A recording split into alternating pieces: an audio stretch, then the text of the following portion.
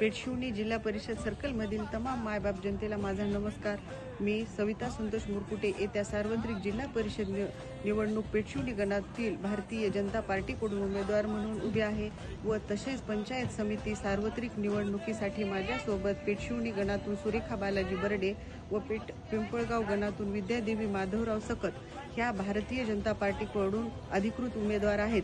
आमची निवडणूक निशाणी कमळ आहे। तरी सर्व मायबाप जनतेला विनंती आहे की येत्या 7 फेब्रुवारी कमळाचे बटन दाबून आपले बहुमूल्य मत भारतीय जनता पार्टीच्या तिन्ही उमेदवारांना देऊन पेठशिवणी सर्कलच्या सर्वांगीण विकासासाठी पायाभरणीत मदत करावी व भारतीय जनता पार्टीच्या तिन्ही उमेदवारांना भरघोष मताने विजय करावे ही नम्र विनंती। धन्यवाद।